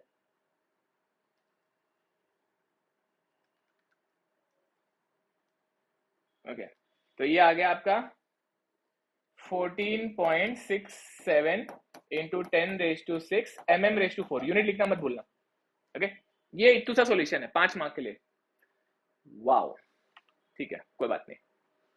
फ्रिक्शन पे आ जाते हैं, लैडर फ्रिक्शन। ये भी एकदम फुद्दू क्वेश्चन है, एकदम फुद्दू क्वेश्चन। मास ऑफ 25 के ladder is 25 kg, determine normal reaction to maintain the equilibrium. कुछ भी नहीं है, बंदा भी नहीं खड़ा इसमें। तो मैं एफबीडी अगर बनाऊं तो कितना सॉल्युबल क्वेश्चन है। देख यहाँ पे आ गया लैडर। अभी यहाँ पे एफबीडी बनाते वक्त इसका वजन 25 kg बीचों बीच लगेगा। ये आ जाएगा 25 इंटू 9.81। एंगल दिया है क्या?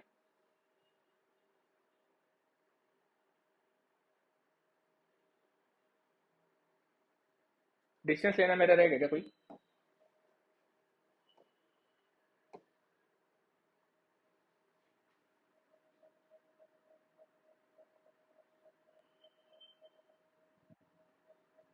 एंगल नहीं दिया है क्वेश्चन।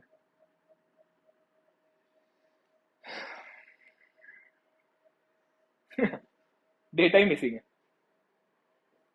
देखो, या तो ये एंगल देना चाहिए या तो ये डिस्टेंस देना चाहिए, उसके बिना ये सॉल्युबल नहीं है। चलो जैसा भी ये सॉल्व करते हैं, लास्ट में ये तो अज्यूम कर लेंगे कुछ। तो अभी यहाँ पे फिलहाल एक तो पेपर सेट करते हैं इतना फुद्दू, उसमें भी डेटा मिसिंग इनसे। यहाँ पे 4 मीटर है, मतलब ये 2 मीटर इधर आ जाएगा, 2 मीटर इधर आ जाएगा। यहाँ पे नॉर्मल रिएक्शन आ जाएगा NB, यहाँ पे नॉर्मल रिएक्शन आ जाएगा Na। क्या बोलता है? Ladder is against the smooth wall, horizontal flow is shown, coefficient mass 25 kg, determine the normal reaction to maintain the equilibrium. मतलब ये नीचे गिरना नहीं चाहिए, और कोई लॉजिक नहीं इसके पीछे, ठीक है। तो इसका फ्रिक्शन इस तरफ आएगा, ये आ जाएगा आपका म्यू Na, और ये स्मूथ वॉल है, स्मूथ वॉल है तो इसका म्यू 0 रहेगा। ओके, म्यू यहाँ पे 0 रहेगा। अच्छा, और कोई लॉजिक है क्या? चलो ठीक है, देखते हैं। थीटा की जरूरत पड़ती है। समेशन एफ ऑफ एक्स अगर मैं लगाया तो माइनस एनबी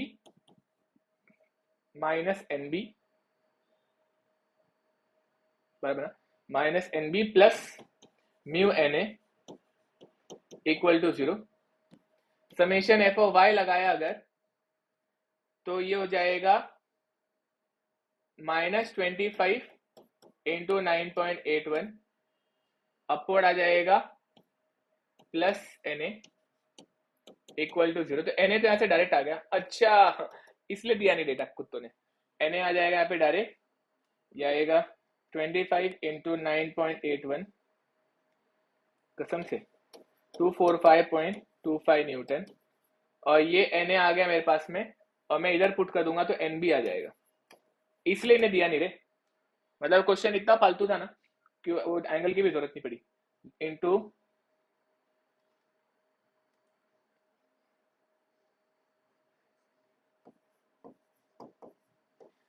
मोस्टली नहीं बोल सकते, 2 साल आए थे जो मैंने सॉल्व किए, और इस साल ये आया था। इस साल तो मुझे लगता है ये लोग चाहते थे कि सब बच्चे स्कोर करो।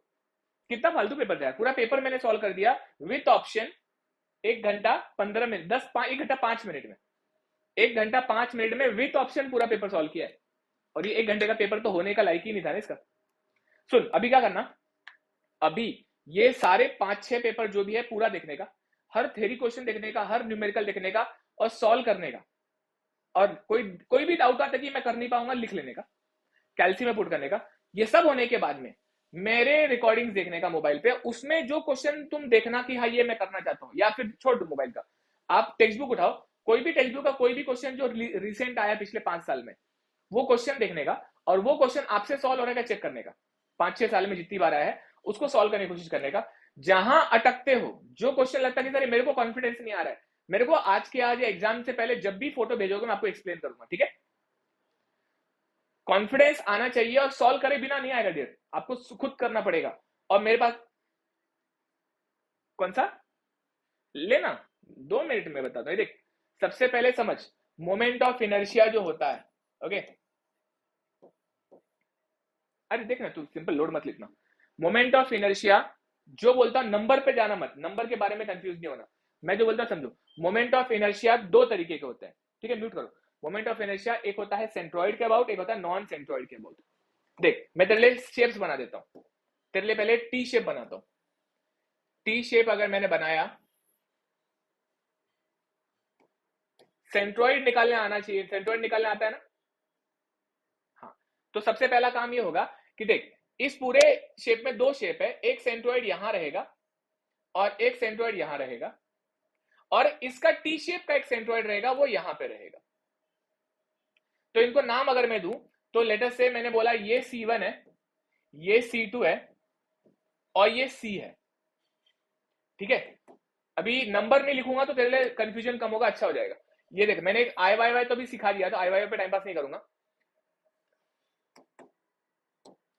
ये वाई वाई वाली लाइन है, लिखने के लिए मैं लिख के दे दूंगा, रिकॉर्डिंग देखता रहना बार बार, कंफ्यूजन नहीं होगी। यहाँ पे एक्स एक्स का ये लाइन आ जाएगा, और एक ये लाइन आ जाएगा, ठीक है? सबसे पहले डिस्टेंस निकालने पे मेहनत करना, डिस्टेंस नहीं निकालोगे कंफ्यूजन होगा। देखो, सबसे पहला इसको क्या बोलोगे आप, ये हो जाएगा आपका आई एक्स एक्स वाला लाइन, मतलब ये हो जाएगा आपका एक्स एक्स वाला लाइन, ये हो जाएगा आपका एक्स एक्स लाइन, और ये हो जाएगा वाई वाई लाइन। डिस्टेंसेस निकाल लेना, ये डिस्टेंस निकाल लेना और ये डिस्टेंस निकाल लेना।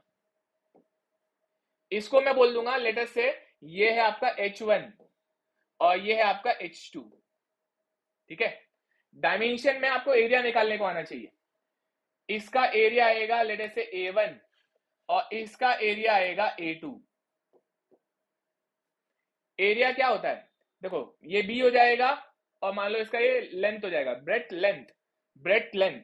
तो रेक्टेंगल का एरिया लेंथ इंटू ब्रेथ होता है, एरिया में तो दिक्कत नहीं आनी चाहिए। हाँ, अच्छा, डिस्टेंस सबसे पहले तो आपको समझना चाहिए कि आपने सीजी का डिस्टेंस निकाला हुआ रहता है ना, ये इस पॉइंट का डिस्टेंस निकाला रहता है कहीं से, तो या तो आपने इसको यहां से निकाला रहेगा या तो आपने यहां से निकाला रहेगा, इस पॉइंट का डिस्टेंस, करेक्ट? तो आपने सबसे पहला तो इसको लोकेट करना है। इसको लोकेट आप जब भी करते हो, या तो इस पॉइंट से करते हो या तो आप इस पॉइंट से करते हो। पिछला लेक्चर अगर मेरा देखोगे तो मैंने इस पॉइंट से किया था, तो इस पॉइंट से अगर मैं इसको लोकेट किया, मतलब मेरे पास में ये डिस्टेंस आ जाता है। जब मेरे पास में ये डिस्टेंस आ जाता है और मुझको मालूम है ये डिस्टेंस क्या होगा, ये अगर टोटल 10 है तो ये 5 होगा, ये टोटल 20 है तो ये 10 होगा, तो ये 10 होगा। तो क्या करने का, इसमें से ये सबट्रैक्ट करोगे तो ये आ जाएगा। फिर ये डिस्टेंस भी रहेगा मेरे पास में, ये डिस्टेंस क्या हो जाएगा, ये डिस्टेंस हो जाएगा इसका सीजी का लोकेशन। फिर इसमें से जब ये सबट्रैक्ट करोगे तो ये आ जाएगा, ये आपका लेटर से ये है आपका वाई बार, ओके? वाई बार सबट्रैक्ट करना है। तो बेसिकली आपको क्या करना है, आपको वाई बार में से y2 सबट्रैक्ट करना है, वाई बार में से y2 सबट्रैक्ट करना है h2 के लिए, एंड आपका ये y1 आ जाएगा। कौन सा डिस्टेंस, ये पूरा डिस्टेंस y1 आ जाएगा। y1 में से आपको y1 में से y बार सबट्रैक्ट करना है, y1 में से y बार सबट्रैक्ट करना है, तो आपको h1 आ जाएगा, समझा? देख, मैं पे लिख देता हूं, h1 will be y1 minus y bar and h2 will be y bar minus y2। इससे आपको h1 h2 निकालना है।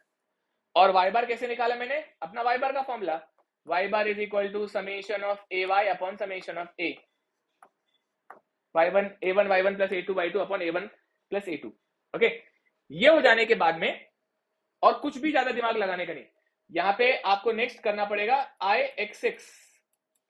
IXX समझ जाओ, क्योंकि IXX का ये लाइन सेंट्रॉइड से पास नहीं हो रहा है, तो वो हो जाएगा IO1 plus IO2, IO1 plus IO2। जब वो IO1 प्लस IO2 होगा, इसका मतलब वो होगा IG1 प्लस A1H1 का स्क्वायर। ये क्या है? Parallel axis theorem. IO is IG plus A square, इतना याद रखो। IO is IG plus A square and दूसरा हो जाएगा IG2 प्लस A2H2 का स्क्वायर। खत्म। अब यहाँ पे IG1 क्या रहेगा? IG1 विल बी, देखो आपको डायमेंशन भी दे देता हूं, मैं लगे तो डायमेंशन भी दे देता हूं। यहां पे लेट अस से ये डायमेंशन की वैल्यू 10 ले लेता हूं मैं। 10 लू नहीं, नाम देता हूं। इसको बोलता हूं A, इसको बोलता हूं B, ओके, इसको AB बोल दिया मैंने, और इसका टोटल लेंथ को मैं बोलता हूं C, और इसके टोटल हाइट को बोलता हूं D। इससे क्या हो जाएगा? जनरलाइज क्वेश्चन तैयार हो जाएगा। तो इसका एरिया हो जाएगा AD, ओके, एरिया हो जाएगा AD। मतलब अगर मैं बोलता हूं A1 बताओ तो वो जाएगा AD, A इंटू डी। मैं बोलूंगा चलो अच्छा A2 बताओ तो A2 हो जाएगा BC, ये हो जाएगा BC। अब आपको बोलूंगा अच्छा IG1 बताओ तो IG1, IG में याद रखना रेक्टेंगल का BH क्यूब बाय 12 होता है, उसका क्यूब जिसको काटता, उसका क्यूब जिसको लाइन काटता। कौन सा लाइन? ये लाइन, CG वाला लाइन। किसको काट रहा है? D को काट रहा है। तो ये हो जाएगा AD क्यूब बाय 12, जिसको काटा उसका क्यूब, जिसको काटा उसका क्यूब। याद रखना, बेस्ट तरीका है। मेरे तरह क्या इतना बेस्ट है, कभी गलती नहीं होगी इसमें। दूसरा IG2 अगर मेरे को चाहिए, IG2 में किसको काट रहा है? ये लाइन किसको काट रहा है? B को काट रहा है, तो जिसको काटा उसका क्यूब, तो ये हो जाएगा CB cube by 12। I think सब कुछ हो गया है ना, कुछ है ही नहीं अभी, बचा ही नहीं कुछ समझने के लिए। आसान हो गया ना? ओके, देखो I तो बहुत आसान है। I will be IG1 plus IG2। अच्छा, ये IG और ये IG में फर्क है। इधर में जो IG रहेगा वो IG और इधर के IG में फर्क है। तो यहां का जो IG1 रहेगा, इसमें वर्टिकल लाइन काटने वाला चाहिए। तो ये लाइन किसको काट रहा है? C को काट रहा है, और ये लाइन किसको काट रहा है? A को काट रहा है। तो IG1 हो जाएगा DA क्यूब बाई 12, जिसको काटा उसका क्यूब। IG2 हो जाएगा, ये बहुत अच्छी बात है, ये हो जाएगा आपका C कट रहा है तो हो जाएगा BC क्यूब बाई 12। देखो उल्टा पुल्टा है, इधर A क्यूब, इधर D क्यूब है, इधर A क्यूब है, इधर B क्यूब है, इधर C क्यूब है। जिसको काटा उसको क्यूब। कौन सा काटता है? Vertical line. वाई निकाल रहे हो ना, वर्टिकल लाइन जिसको काटा, हॉरिजॉन्टल लाइन जिसको काटेगा। याद रखना, ठीक है? ये कंप्लीट सॉल्यूशन है, इसके बाद कुछ भी नहीं टी शेप में। इजी। चलते ले, और कौन सा शेप से बता? H लेते हैं, ठीक है, H शेप ले लेता हूं। H शेप में देखो, एक ये आ जाएगा, फिर एक ये आ जाएगा,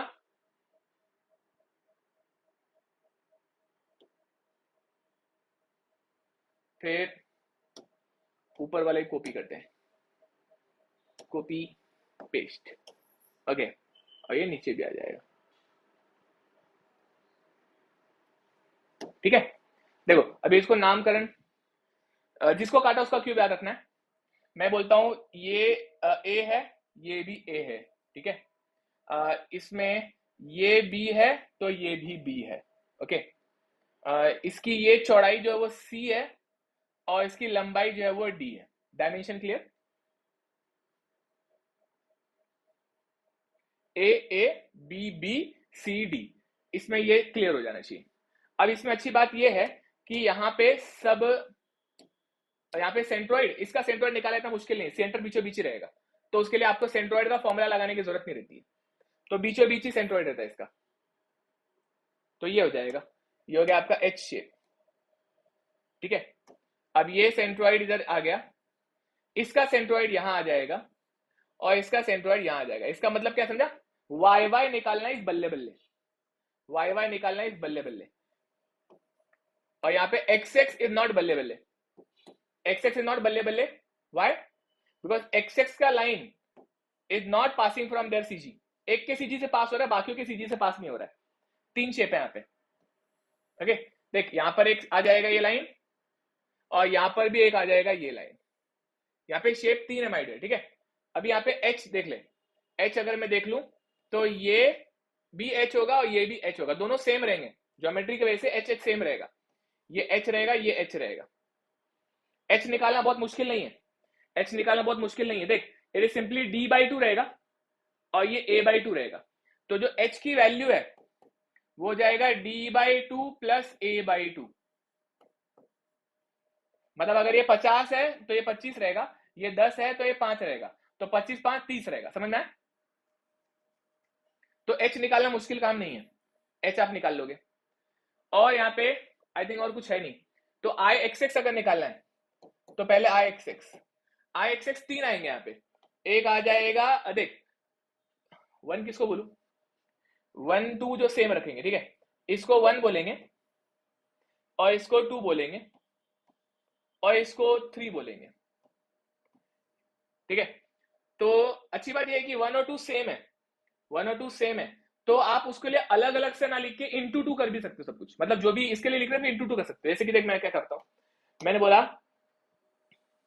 पहले मैं 1 के लिए करता हूं, तो 1 के लिए IO1 आएगा, 1 के लिए IO1 आएगा और फिर IO2 आएगा और फिर IG3 आएगा।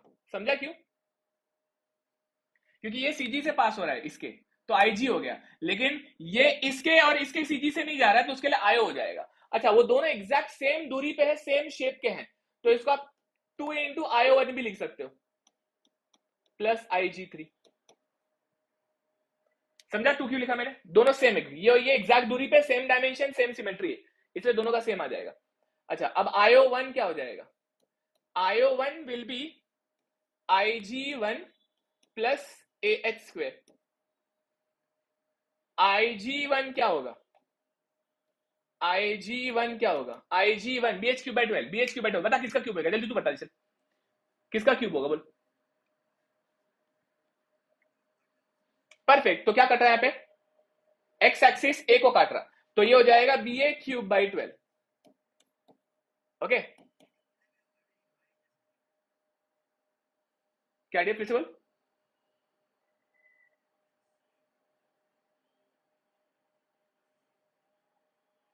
अच्छा, एच पे भी सेम, आई पे भी सेम लॉजिक है, सेम सॉल्यूशन है, एच का सॉल्यूशन आई का सॉल्यूशन सेम है, बस उल्टा कर दूंगा तो उसमें वाई वाई का टेंशन हो जाएगा, इसमें एक्सेस का टेंशन हो जाएगा। समझा? ये भी सेम ही है ना माइटर, देखना इसको ऐसे किया तो एच ही बन जाएगा, तो एच का सॉल्यूशन आई का सॉल्यूशन सेम होता है। ओके, मैं उसमें आई वाई वाई लिख दूंगा तो वो एक्स एक्स हो जाएगा और आई वाई वाई उसका उल्टा पुल्टा हो जाएगा। अच्छा, अब मुझे बताओ आई जी हो गया, ए तो बहुत आसान है, it will be A into B, A1, और एच तो मैंने निकाल लिया ऑलरेडी। अभी IG3 तो आसानी है, क्या कट रहा है उसमें? एक्स एक्स डी कट रहा है, वेरी गुड यार, समझ गए तुम तो ये हो जाएगा CD cube by 12, CD cube, IG3 हो गया। I think this is done, इसमें कुछ बचा नहीं है। आई वाई वाई जो इसमें हो जाएगा वो सबका IG आएगा, तो ये आ जाएगा 2IG1 प्लस IG3, ठीक है। अब यहाँ पे IG1 क्या हो जाएगा? IG1 क्या कट रहा है? वाई एक्सिस किसको काट रहा है? B को काट रहा है, तो AB क्यूब बाई 12 और IG3 किसको काट रहा है? C को काट रहा है, तो DC क्यूब बाई 12। इजी है ना? ज्यादा टेक्स्ट बुक के सॉल्यूशन ना दिमाग को खराब करते हैं, इसलिए देखने का नहीं। अच्छा, इसको अगर मैं घुमा दूं तो वही H का बन जाएगा।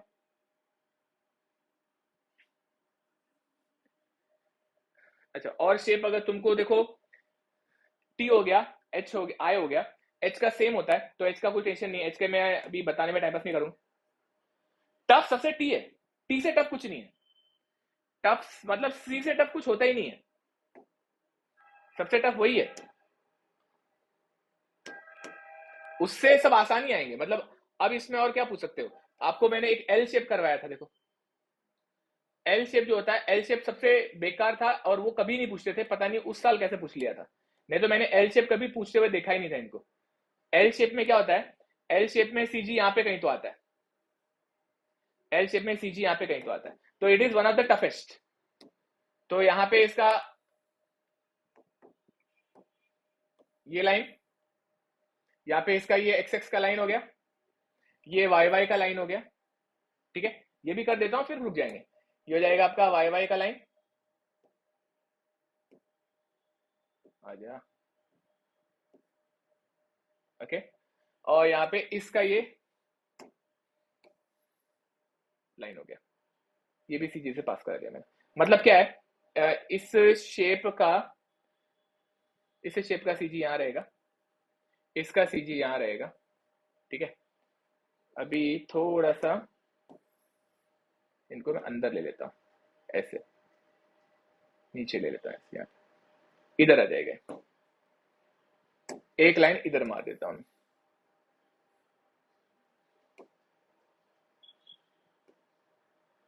और एक लाइन इधर मार देता हूँ, ठीक है।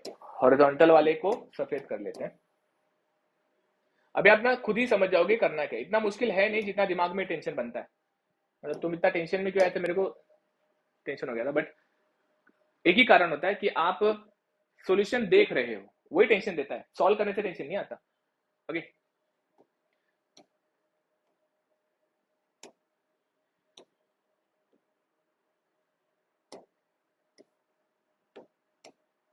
ओके। देखो अभी तुमको समझदार हो, समझ जाओगे। इसमें ये हो जाएगा ए और ये हो जाएगा बी, इसका डायमेंशन। इसको बोल देते हैं यहाँ पे ये सी है और यहाँ पे इसका ये डी डायमेंशन। देखो अभी एक्स एक्स है, ये एक्स एक्स लाइन हो जाएगा, ये वाई वाई लाइन हो जाएगा। अभी जब आप आई एक्स एक्स सॉल्व करोगे तो आई एक्स एक्स में ये डिस्टेंस हो जाएगा आपका एच वन बोल दे, इसको वन वन वन किसको लो, इसको वन बोल देता हूं और इसको टू बोल देता हूं। ये हो जाएगा एच वन, ये हो जाएगा H two, H one H two. और जब आप वाई वाई लोगे तो ये डिस्टेंस को बोल देंगे अपन, इसको बोल देंगे क्या बोलू, एच हो गया, टी बोल देता हूं, इसको टी वन बोल दो और इसको टी टू बोल दो, T one and T two. अब आई थिंक तुम्हारे लिए कोई टेंशन वाली बात है ही नहीं अभी इसमें, क्वेश्चन पूरी तरह खत्म हो जाता है। मतलब अगर आप बोलोगे आई वाई वाई बताओ, लो पहले आई वाई वाई लिख दो। आई वाई वाई जब मैं लिखूंगा तो आई वाई वाई दो एरिया का आएगा, एक इसका और एक इसका। तो एक हो जाएगा आईओ वन और एक हो जाएगा आईओ टू। और आईओ वन आईओ टू अगर हमें पता है तो it is I G one plus A one, y लिख रहा हूं ना, तो वाई के साथ में टी वन आएगा, टी वन स्क्वायर। और दूसरा हो जाएगा I G two plus A two into T two square. Okay, अब यहाँ पे टी लिखू एच लिखू, अच्छी बात ये होगी कि एक जनरल फॉर्मूला बना देता हूं, कुछ भी नहीं लिखता वहां पे, और यहाँ पे टी की जगह पे एच ही रखता हूं।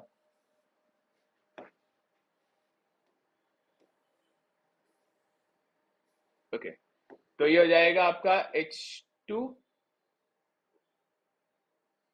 नहीं, ये हो जाएगा आपका एच वन और ये हो जाएगा एच टू। मैं एक आई का फॉर्मूला लिखता हूं, सब पे लागू हो जाएगा, एच वन और ये हो जाएगा H two, H one and H to.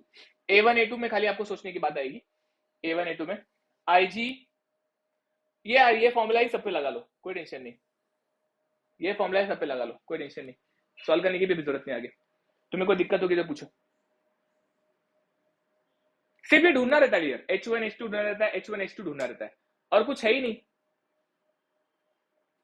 और क्यूब उसका लेने का जिसका कट्टा, सॉल्व कर लो। मैं तो बोलता हूं सॉल्व कर लो, क्वेश्चन एग्जाम में जितने भी आए हैं कॉन्फिडेंस आ जाएगा, ठीक है। चलो रुके अभी यहाँ पे, चलो डियर, कल के लिए ऑल द बेस्ट। कोई डाउट आए तो जरूर पूछना, रात को भी अगर कोई डाउट है तो मैसेज कर देना, मैं जल्दी से जल्दी जब भी उठूंगा आपको रिप्लाई कर दूंगा। ओके, चलो बाय, ऑल द बेस्ट।